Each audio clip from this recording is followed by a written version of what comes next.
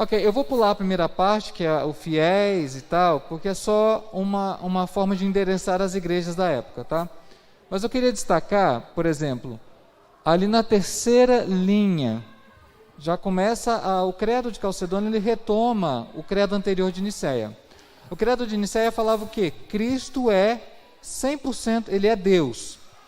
Aí o credo de Calcedônia, ele retoma essa afirmação de Nicéia e vai explicar, vai destrinchar, vai detalhar o que o credo de Nicéia não explicou, mas que nós precisamos entender do assunto. Na terceira linha está assim: perfeito quanto à divindade e perfeito quanto à humanidade. Aí algumas coisas importantes. O que o credo de Calcedônia está colocando para nós? Que Cristo, ele é perfeito nas suas duas naturezas. Que ele não é apenas homem e Deus, mas que nas duas naturezas ele é pleno. Ou seja, ele é plenamente homem e plenamente Deus. Isso significa que todos os atributos, toda a glória relativa ao ser de Deus, Cristo tem. Ao mesmo tempo, ele é plenamente homem. E essa plenitude da humanidade é talvez um dos aspectos que a gente menos percebe, mas que são dos mais belos a respeito do nosso Salvador.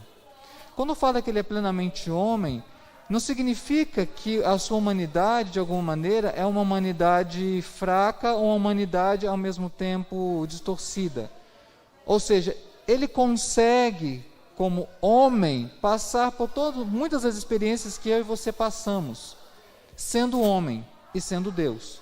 Eu vou falar daqui a pouco, quando a gente for olhar em algumas provas bíblicas, como a própria Bíblia mostra essa humanidade de Cristo. Os evangelistas, quando eles escrevem sobre Cristo, nas suas narrativas e passagens, eles dão para nós dicas de como ele viveu essa humanidade. Aquilo que João fala, que o verbo se fez carne, os outros evangelhos eles vão explicar melhor. Agora sim, obrigado.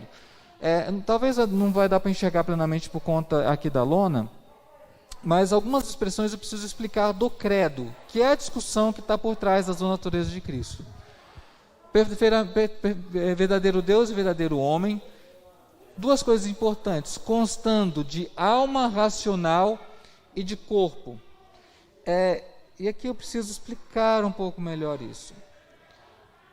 Para os pastores e teólogos do Concílio de Calcedônia, falar de humanidade significa entender duas coisas importantes sobre o ser humano. Nós já conversamos sobre isso em antropologia: a alma e corpo. E eu não vou entrar em muitos detalhes aqui, mas o cristianismo ele tem uma preocupação muito grande com o corpo.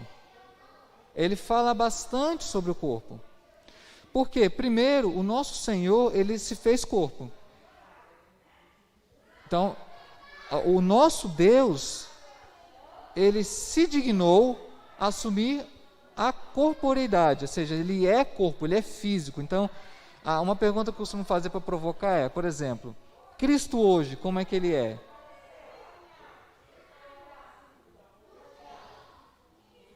Para alguns ele como se fosse sublimou, virou espírito, foi para o céu. Vamos pensar? Como é que o nosso Salvador ele é hoje? Corpo. Ou seja, ele ainda tem literalmente as marcas ao lado na lança. Ele foi glorificado, mas isso não apagou os sinais corporais que ele tem. Primeiro essa preocupação, sim, Ciro? Isso é pensar que ele é corpo e ele é onipresente. Isso aí é um dos aspectos complicadíssimos. É uma pergunta que a gente faz: se Cristo ele é Deus, como é que ele é onipresente hoje, se ele tem corpo? Aí a gente já trabalhou lá em teontologia, assim, vou fazer esses links, porque se a gente não fizer esses links, a nossa teologia fica complicada. Ele exerce a onipresença pelo Espírito. Quando a gente fala que Cristo está em nosso meio, ele não está em forma física, porque o corpo dele não está aqui. Mas pelo Espírito ele exerce o atributo de onipresença. E é uma das coisas que a gente vai discutir, que eu também acho muito difícil, Ciro, é pensar que a encarnação, ela limitou Cristo em algumas coisas sem afetar a sua divindade. Por isso que eu acho que é um dos assuntos mais complicados é esse da teologia. E toda vez que eu dou aula, eu tremo. Eu falo assim, eu vou ter que dar aula sobre esse assunto e eu sempre Deus me ajuda para não falar heresia, porque é muito fácil. A gente sente é um limite assim, uma linha muito fina. Mas é um ponto importante do seu raciocínio. Ele é onipresente não mais por si só como pessoa, mas pelo Espírito. Por isso, em alguns textos, alguns autores chamam o Espírito Santo de Espírito de Cristo, porque ele é como se fosse o procurador de Cristo por nós. Cristo mesmo, presencialmente, ele não está, mas o Espírito está, então representa Cristo. Não sei se deu para entender. Pessoal de casa, aí, se tiver alguma pergunta, façam, tá? Aqui, porque eu acho que vocês estão me ouvindo. Então, esse é um ponto importante, o corpo. Então, Cristo, ele tem corpo. Agora, não me pergunte se ele se alimenta, como é que eu não sei. Não tenho ideia. Eu não vou nem, assim, depois a gente, outro dia pode falar, quando chegar a escatologia, como é que vai ser esse negócio, nosso corpo glorificado na eternidade. Porque aquela visão medieval de anjinhos no céu, aquele paraíso e tal, todo mundo fica cantando o tempo todo, não é exatamente o parâmetro bíblico. Nós vamos ter corpo na eternidade por alguma razão. Então a boa notícia, meus irmãos, é que provavelmente a gente vai comer lá. E coisa boa. Não sei se vai ter Coca-Cola ou não, acho que não vai entrar na eternidade isso aí, mas vai ser coisa boa. Sem medo de caloria, carboidrato, nada disso. Então, porque o cristianismo ele se preocupa com o corpo. Então, os pais da igreja, esses teólogos, eles fizeram questão de afirmar que Cristo ele é corpo, ele não é uma aparição, ele não é um fantasma. Ele tem corpo e tem corpo até hoje. Então o cristianismo tem uma preocupação com o corpo. É claro, a gente não está falando de colocar todo mundo num padrão estético e homogeneizar as pessoas, não é isso. Nós não estamos falando do aspecto estético, estou dizendo apenas o seguinte: Deus criou o corpo, Ele salva o corpo, Ele vai glorificar o corpo no último dia. Então, há uma preocupação cristã com o corpo. Tá? Vamos fechar esse parêntese. Mas, uma das partes mais difíceis do credo e do entendimento é o que ele diz ali, que ele é consubstancial. Cris?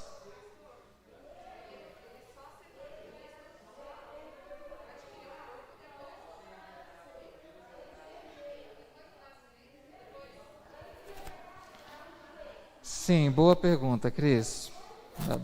Eu não sou da área específica de toda a questão da reprodução e tudo mais, nem foi reprodução, mas eu vou dizer qual a resposta que a teologia tenta encontrar para essa pergunta.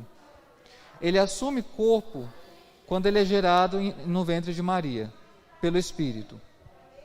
É uma coisa misteriosa, porque a Bíblia ela não dá detalhes, mas o Espírito gera Cristo dentro do ventre de Maria, ali ele assume corpo. Só que é uma distinção, Cris, que é muito importante para a gente fazer. Que a encarnação, quando ele assume corpo a partir do nascimento, isso é para sempre, por razão da eternidade.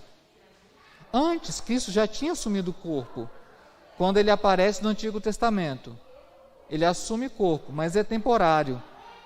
Ele assume e depois ele sobe. Mas na encarnação é algo permanente, que a partir daquele ponto em diante, ele ele sempre vai ter corpo. Então, é ali que ele assume essa questão corporal, na gestação no ventre de Maria. Mas é um negócio bem... É do Estevão?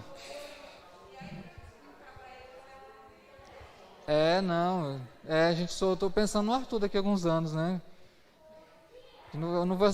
Papai ter estudado teologia não é suficiente para explicar essas coisas, não. Mas foi ali que ele assumiu. Foi nesse momento em que ele assume. A própria concepção dele pelo Espírito é algo completamente extraordinário, é o tipo de nascimento singular. Nenhum outro ser foi gerado dessa forma. E isso também assombrou os teólogos, porque na parte final do credo eu vou explicar que eles então começaram a questionar esse aspecto. Como é que é possível uma mulher pecadora gerar um ser santo, puro? É claro, pelo Espírito, né? Guardado pelo Espírito ali no ventre de Maria. Mas é um ponto bastante misterioso no sentido de que nós não sabemos todos os detalhes. Apenas a Bíblia ela menciona, mas ela não se preocupa em descrever com exatidão. Mas foi a partir daquele ponto ali. Oi, Eda.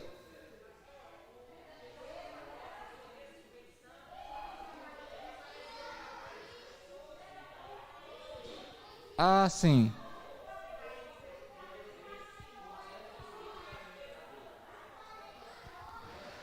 Boa, excelente pergunta, Ieda, se eu entendi. Fazendo o microfone para me ajudar também. Ao que parece, eu falo assim, é uma conjectura porque a Bíblia fala que as pessoas não o reconheceram e por isso a gente tenta lançar uma hipótese de que aquelas pessoas demoraram a reconhecê-lo por conta do seu corpo estar glorificado. Ele já não era, no sentido assim, a mesma coisa de quando ele foi morto morto. E aí, o reconhecimento deles de que era Cristo se dava por alguns gestos. Por exemplo, quando Cristo se coloca no meio dos discípulos e parte o pão, aí eles reconhecem. Então, a dificuldade é porque aquele corpo já não era exatamente o mesmo quando ele foi morto. Ele está glorificado. Quais são os termos específicos em termos dessa composição, a gente não sabe. É claro que esse corpo que Cristo assume, ele tem características e propriedades e capacidades que antes ele não fazia. Por exemplo, os discípulos estão trancados e ele aparece no meio dos discípulos. De forma física, porque ele parte o pão, ele come. Então, a demora em reconhecer porque era um corpo diferente daquele que foi morto. Em termos de glorificação, nós não sabemos os termos estritos e exatos dessa glorificação. Apenas a gente tem a ideia de que era um corpo diferente daquele que foi morto. Mas eu não sei se ficou claro. Aparência, e pessoas que conviveram com ele durante 3 anos, né? De repente não reconheceram. A gente quando for glorificado só vai poder reconhecer porque vai estar glorificado, né? Porque o pessoal lá, a gente está em vantagem em relação a eles, é isso que eu quero dizer.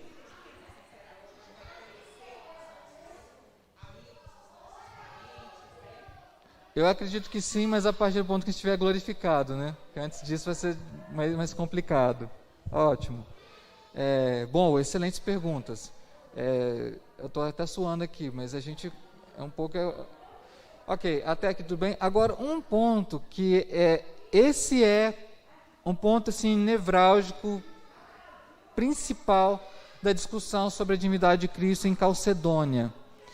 É a afirmação de que Cristo é consubstancial. Quando você ouve essa palavra consubstancial, o que vem à sua mente? Qual que é a impressão que você tem? Da mesma essência? Legal. Alguém tem alguma outra ideia sobre essa palavra? O Vinícius que não está aqui, mas a área da química poderia explicar isso melhor para nós, assim, dessa questão de ser da mesma substância. Mas, em termos literais, significa ser da mesma substância ou da mesma essência. Só que eu fiz questão de destacar uma palavra ali, que é homúcios, porque esses pais da igreja, eles eram de fala de língua grega. E na língua grega, há 2 palavras muito parecidas, mas com um significado diferente. Homócios ou homúcios. E a grande discussão é qual palavra que nós vamos colocar no credo, porque cada palavra do credo ela é pensada. Todas as palavras foram cuidadosamente pensadas. Essa palavra ela deu muita discussão, porque no final eles resolveram colocar essa palavra que significa consubstancial, mas havia uma outra que significava de substância semelhante. Aí eu pergunto que eu faço para você, pensa aqui no pessoal debatendo lá calorosamente, discutindo feio. Qual a diferença faria dizer que é da mesma essência ou de essência semelhante?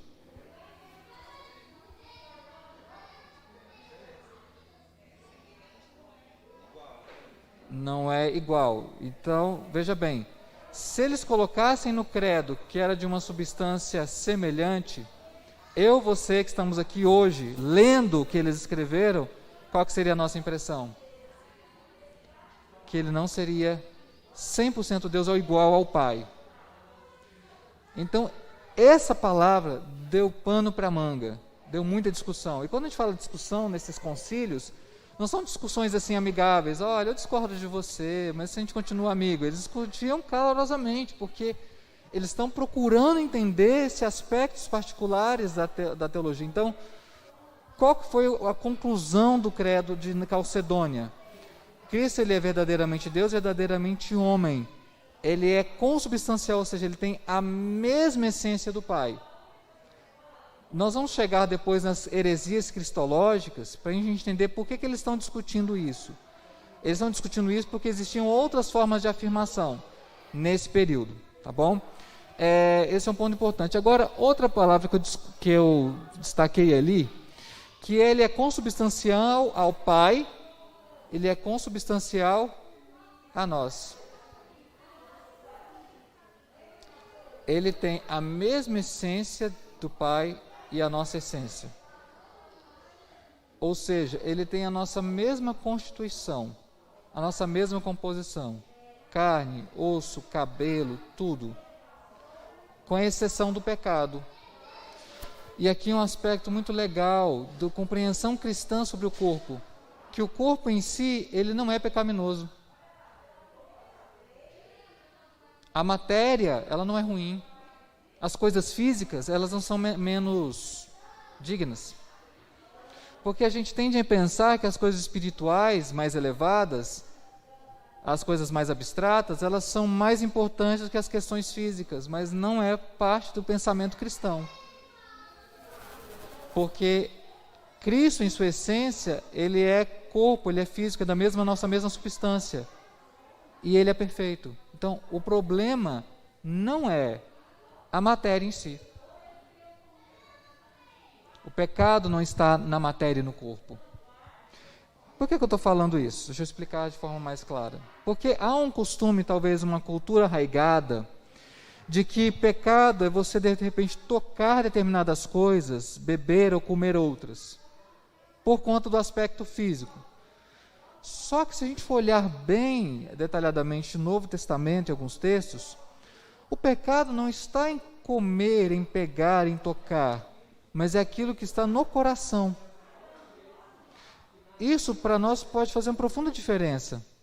E até para alguns seja até libertador. De que a questão não é tocar, pegar, beber ou comer, mas é que está no seu coração para fazer essas coisas.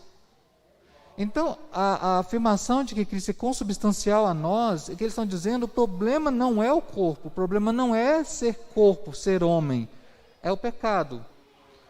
Ou seja, a gente pode fazer uma série de coisas com o nosso corpo que não são pecado, mas alguns acham que é. Por exemplo, não da perspectiva naturalista, panteísta e até algumas mais místicas.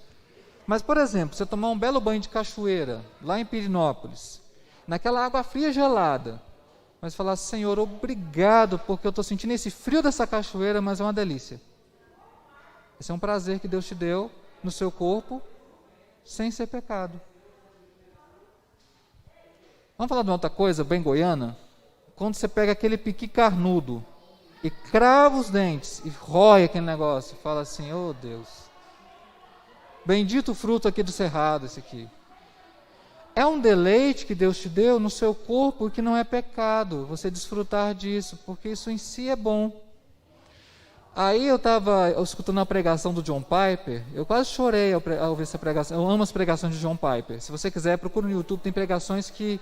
Mas te prepara, tem pregação dele que é tipo uma pancada, você tem que voltar e se recuperar. Foi essa pregação. Alguém perguntou para o John Piper, como é que eu posso ter deleite em Deus nessas coisas materiais, físicas, como é que eu posso ter um deleite em Deus de forma prática? Eu amei o exemplo que ele deu. Vamos supor que você toma um suco de laranja. Ele falou, eu gosto muito de suco de laranja. Vamos pensar? Quando eu tomo aquele suco gelado, ele refresca a minha sede, eu falo, Senhor, muito obrigado, porque o Senhor não apenas deu as coisas para manter nossas necessidades básicas, porque o Senhor poderia fazer todas as coisas insípidas e manter as nossas necessidades, mas o Senhor fez um suco que eu posso sentir que ele está frio e gelado e me sacia. Aí falando, vamos pensar no suco de laranja? Quando você toma aquela acidez, para muitos é muito legal. Fala assim, Senhor, muito obrigado pela acidez, porque eu estou sentindo isso com o corpo que o Senhor criou. Quando você sente os gomos da laranja. Ou, gente, tomar garapa é bom demais. Com pastel, então, fica delícia. O que o Piper está mostrando? A garapa é minha parte, tá? Falando de suco de laranja. Ele está falando de um deleite que nós temos em Deus de maneira física, corporal, e que Deus fez pensando nisso. Ele fez um mundo cheio de cores, texturas, sabores, aromas, para nos deleitarmos nisso. Agora está sem chuva, mas quando voltar a ter chuva aqui, como vai ser gostoso sentir aquele cheiro de chuva e terra molhada? É isso que o Piper está dizendo, nós desfrutamos Deus de maneira física nesse sentido. Essa pregação eu falei, caramba, deixa eu rever aqui os meus conceitos. Porque a gente pensa tanto em aspectos espirituais, abstratos, e muitas vezes o que Deus quer é esse deleite em coisas físicas, palpáveis e materiais. Que não deixa de ser espiritual, tá? Isso que o Piper também afirma, não deixa de ser espiritual. Mas voltando aqui ao credo. Sim, Cris.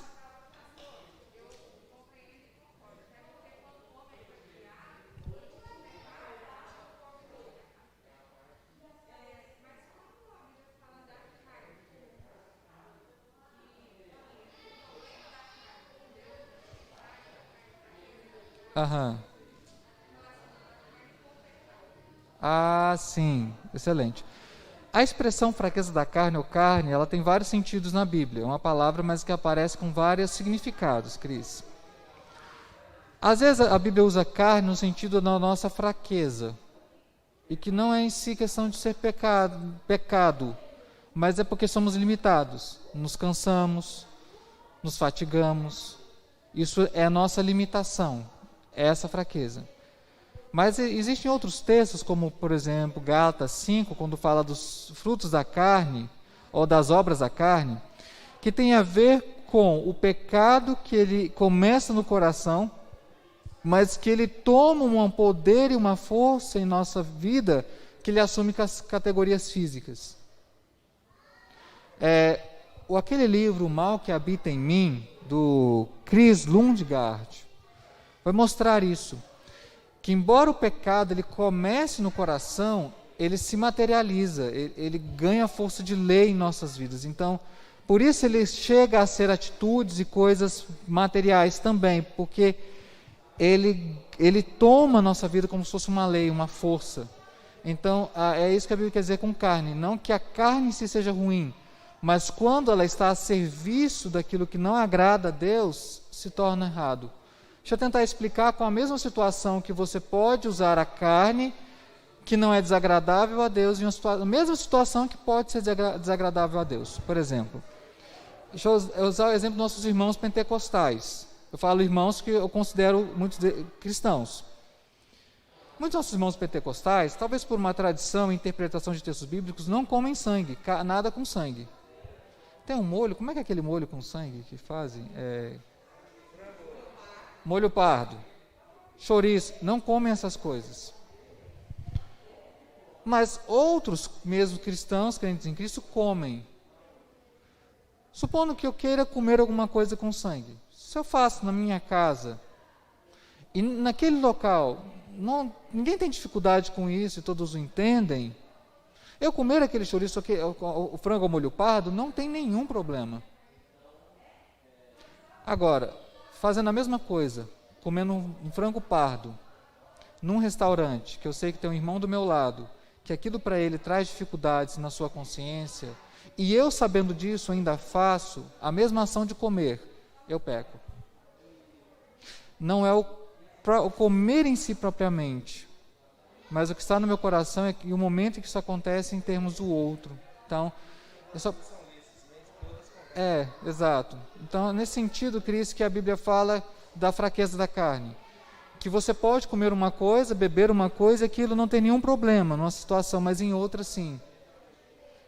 E é o mesmo ato físico, mas em momentos diferentes ele pode ser pecado ou não. Não sei se eu consigo explicar, irmãos. Assim, sim.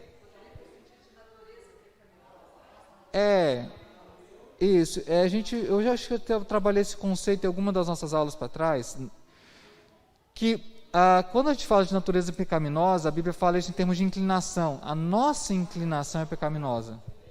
Ou seja, o que quer dizer? Eu até acho interessante essa ideia de inclinação. Você pende, né? Você segue numa direção, num sentido. Embora a nossa carne por si só não seja ruim, a nossa pendência, no sentido de ir em direção, ela é pecaminosa. Então, é nesse sentido. Bem lembrado, Kathleen. Até aqui tudo bem? Ok, voltando aqui para o credo.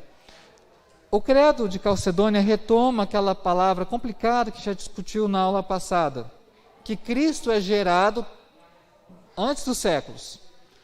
E aí, é claro, quando a gente for explicar para as nossas crianças, eu espero que isso aconteça em algum momento, eu só acho assim que em termos de conceito, esse conceito ele é muito abstrato para a gente explicar para uma criança nas primeiras fases, eu acho. Não é que a criança não tenha a capacidade de compreender, mas eu acho que ele é muito abstrato para algum momento que a criança ainda está construindo em termos concretos os seus conceitos. Eu acho que a gente só consegue explicar esse conceito da geração de Cristo com algum exemplo palpável. E eu ainda não achei, tá? Se você tiver alguma ideia como explicar isso para crianças menores, me ajude. Eu não sei ainda como explicar isso aqui. A gente vai explicar para o Felipe que Jesus era 100% Deus e 100% homem. Aí ele chegou à conclusão. Então Jesus é 200%.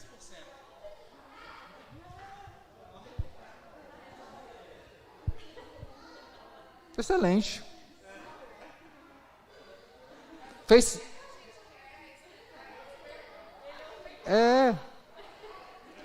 Não, eu até acho interessante que esse tipo de pergunta, eu explicando por quê. Que a gente não pode se furtar à explicação. Tá. Eu vou repetir a pergunta. Eu estava falando que a Carol mencionou, o Ciro, que o Felipe, ele perguntou sobre, ele ouviu falar que Cristo é 100% homem, 100% Deus, aí eles explicaram, ele falou, então Cristo é 200%. Eu acho que a gente não tem que corrigir, porque aquilo fez sentido para ele. Aquilo, de alguma maneira, se tornou compreensível. Então, ele não errou. Esse é o ponto. Não sei se eu estou falando em termos da pedagogia, mas ele não errou. Ele acertou. Resolvido. Mas é desafiador, eu acho. Então, agora um outro ponto é a questão do ser gerado. A gente já conversou sobre isso na aula passada. Cristo que é o unigênito do Pai. E unigênito significa o único gerado. Só que a gente já explicou que gerado aqui, eu não vou voltar a toda a discussão, ele não significa que Cristo teve um princípio e uma origem. Não significa uma origem e um começo, mas significa aquele que é designado, aquele que de alguma maneira está, nesse sentido muito específico, sujeito ao Pai. Mas ele é sim o gerado pelo Pai, nesse contexto. Por que os teólogos discutiram isso? Porque na Bíblia tem vários textos, de João e outros, que falam de Cristo ser unigênito, o único gerado. E é por isso que na maioria desses credos tem essa expressão, o único gerado. É nesse sentido de que Cristo, ele é eterno, mas ele foi designado, enviado pelo Pai. Tá? Então, essa é a discussão que faz o conteúdo geral do credo. Por quê? Nós vamos olhar algumas questões bíblicas sobre a divindade e a humanidade de Cristo. São pontos que eu vou passar rapidamente por eles, porque são, de alguma maneira, pontos pacíficos entre nós, mas só para mostrar para você que eles se detiveram a discutir biblicamente esse assunto. Próximo slide, por favor, aí, Edinho. Vamos falar sobre a divindade. Eu vou passar algum outro texto, eu vou explicar para vocês. Deu aí?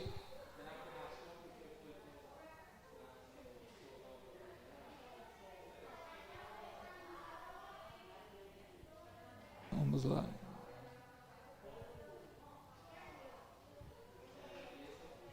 Deu?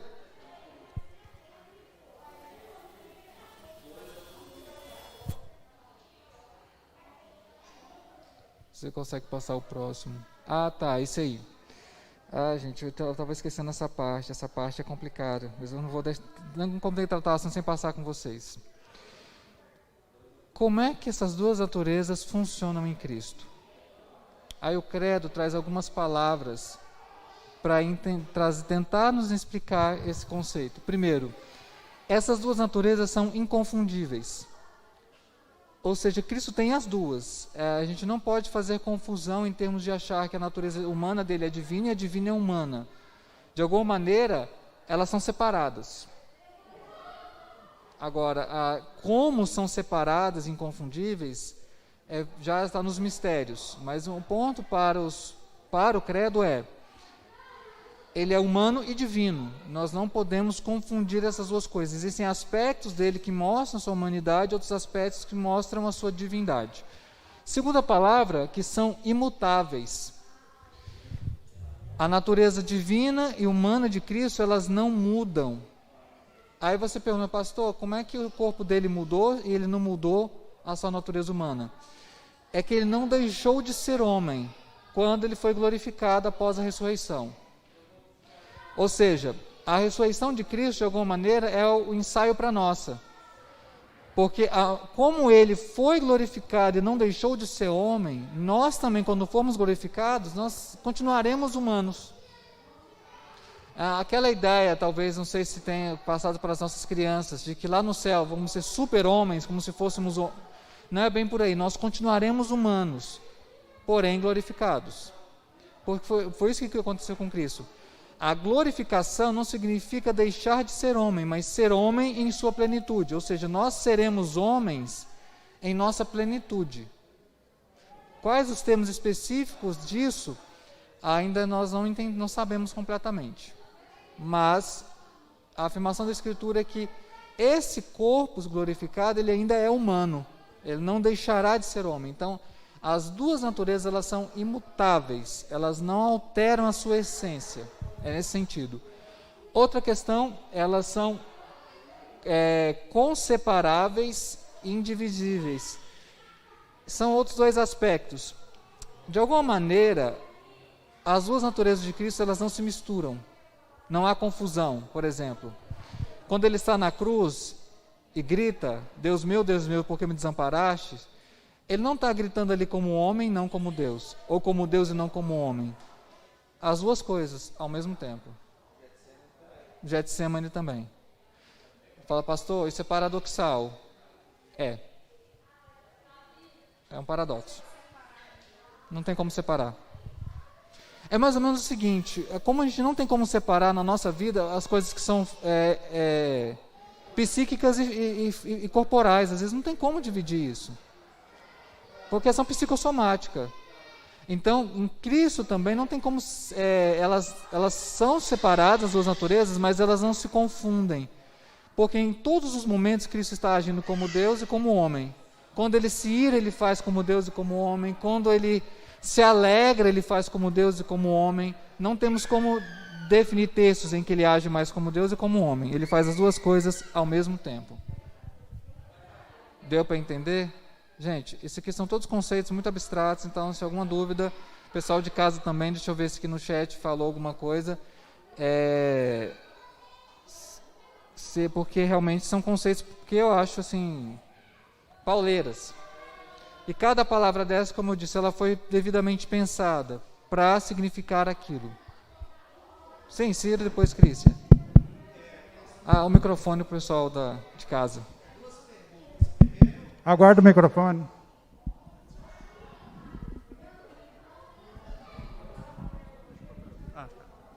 Oi.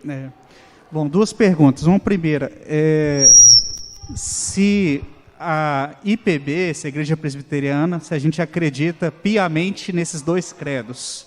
E uma segunda pergunta é se esses dois credos, ele em alguma coisa, ele diverge, ele traz algum ponto que não está de acordo com o outro, ou se eles só se complementam. Excelentes perguntas, Ciro. Por isso que eu gosto dessa turma aqui, quando a gente vai caminhando, né, surgem questões muito legais. Tá, sim, ótimo. Mas, veja bem, tomar como verdade não significa deixar de compreender e questionar, né?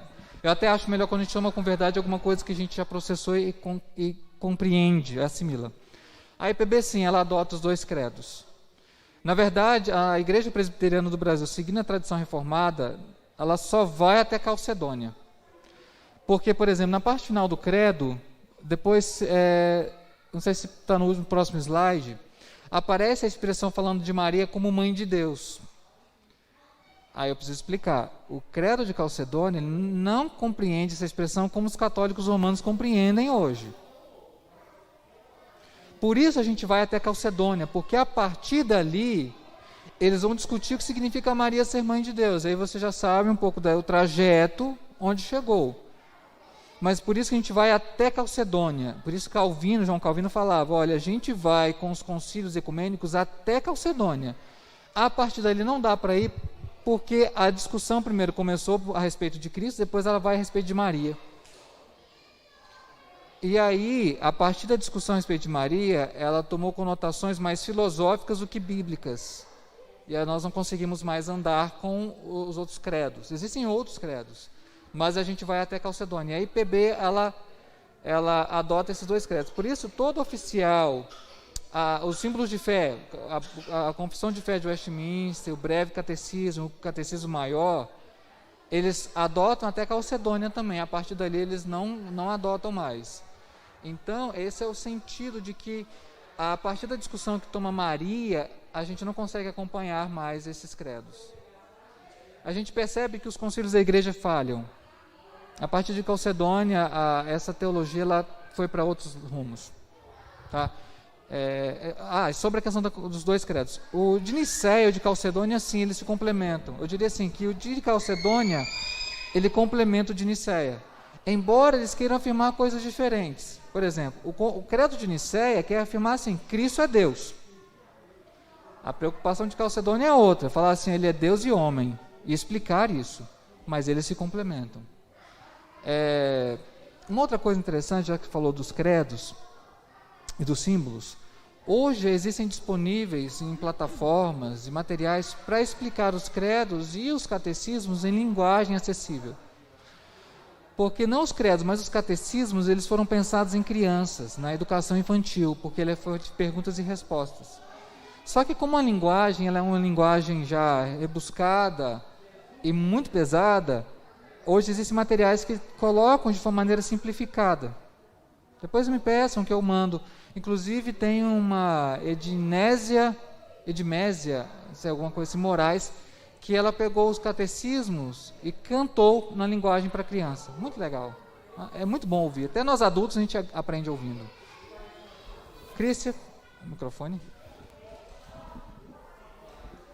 Pastor, então eu acho que até hoje eu tinha entendido errado, porque aquela parte, tanto que ele falou do Getsemane quanto a parte da cruz mesmo, eu achei que era a natureza humana de Cristo falando, né? Tipo, afasta de mim esse cálice, porque me desamparaste, né?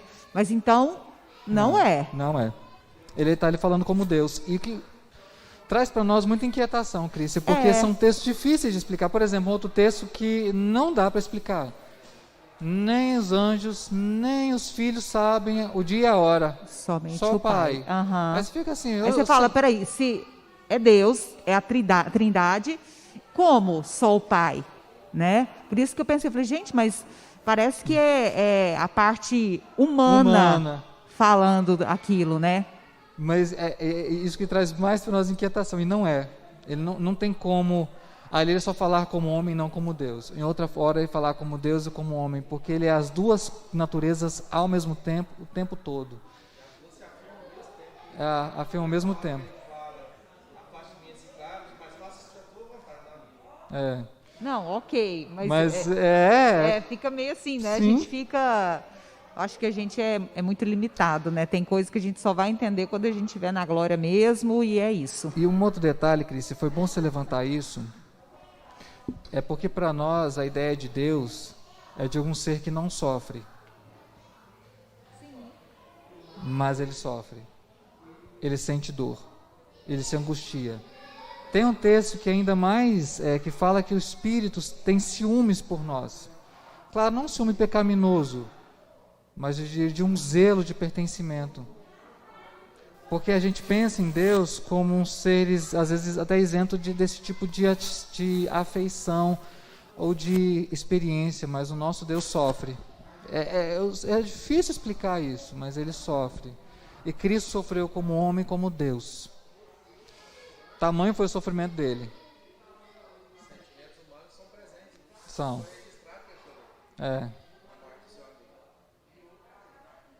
Isso mesmo sabendo que ele tinha morrido, que ele ia morrer.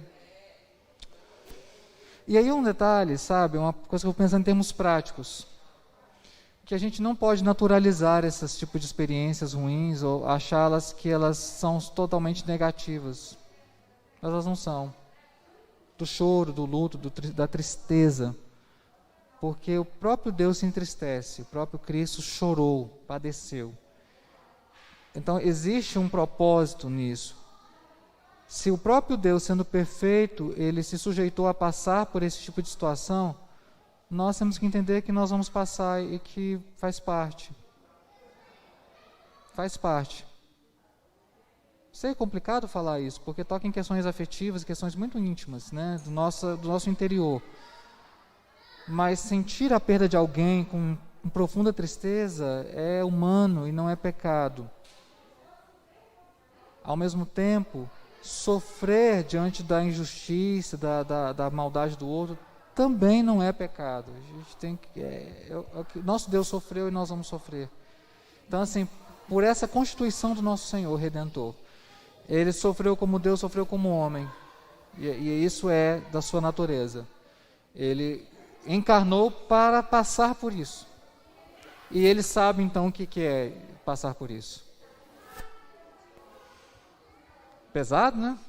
Eu acho pesado falar sobre isso. Ieda? A Ieda aqui. Nós já estamos chegando ao final, porque eu não quero estender muito, tá, a nossa aula aqui. Pastor, João Sim. 14, versículo 3, ele explica que vai preparar lugar para a gente no céu, né? Sim. E aí ele termina o versículo 3 falando, porque onde eu estou, estejai vós também. Aí, essa questão da onipresença, porque ele coloca que está aqui, mas ele também está lá no céu, onde eu estou. Aham. Ele afirma no presente, né? Sim. Então, ele em corpo, ele também estava no céu ao mesmo tempo, é isso? Ou eu não Não. entendi o português certo? Ele está falando de maneira escatológica aí. Primeiro é um diálogo com os discípulos dele, ele está preparando para a sua partida. Segundo, quando ele fala para que onde eu estou estejai vós também, a ideia de moradas do Pai tem um sentido escatológico, daquilo que ele vai preparar para a consumação. A ideia dele é: eu estarei com vocês o tempo todo. Aqui não fisicamente, por isso eu vou deixar o Espírito que é o Consolador. Mas quando tudo se consumar nas moradas do Pai, vocês estarão lá comigo. A ideia é a seguinte: nós sempre temos a presença de Cristo. Nesse sentido que ele é onipresente. Aqui pelo Espírito, para que nós não nos sintamos órfãos, e lá com ele presencialmente, fisicamente, em corpo. É esse o sentido que eu acho que ele quis dizer aí nesse texto. Para confortar os discípulos. Fala, eu vou estar com vocês o tempo todo. Vocês não me verão mais agora, não me vereis mais, mas em pouco eu estarei com vocês. Mas é esse sentido. Não naquele momento que ele estava no céu e na terra, mas de que indo para o céu, o Espírito iria descer. Esse é o sentido. Entendi. Queridos, acho que por hoje conseguimos, né?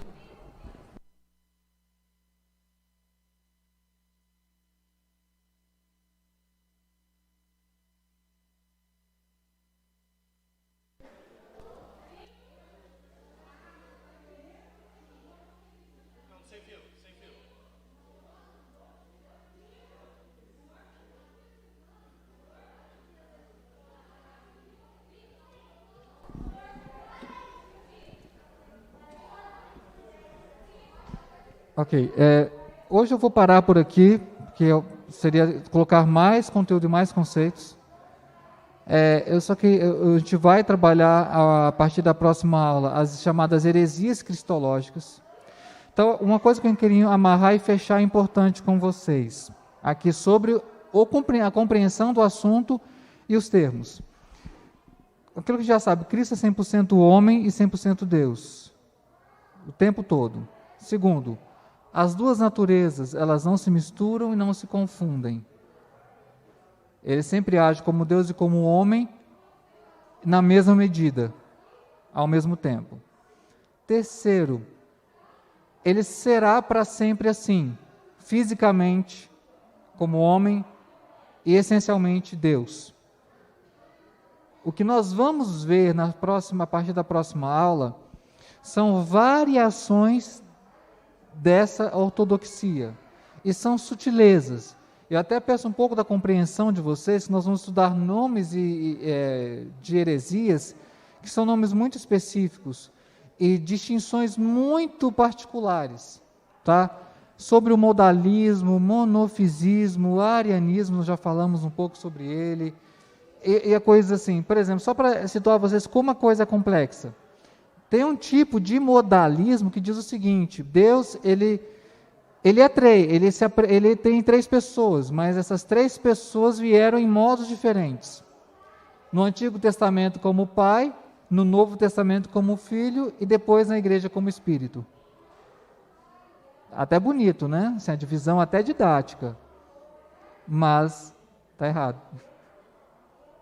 Perceberem como que a sutileza ela faz diferença nesse assunto. Então, na partir da próxima aula nós vamos estudar isso. Eu vou ver se eu acho algum material. O pastor Hélio, eu acho que tem uma apostila sobre isso. Eu vou pedir para ele para mandar com vocês por antecipação, para vocês talvez já darem uma lida. Eu acredito que eu tenho essa apostila em algum lugar, mas eu vou mandar porque é um assunto um pouco arenoso, bem complicadinho, tá bom? No mais, obrigado quem nos assistiu aqui presencialmente, quem acompanhou pela nossa sala no Meet. Nós estamos ainda adaptando esse sistema híbrido, espero que vocês tenham paciência, a gente espera melhorar para as próximas ocasiões. Até a noite, se Deus quiser, com a graça de Deus, bom almoço de domingo para todos.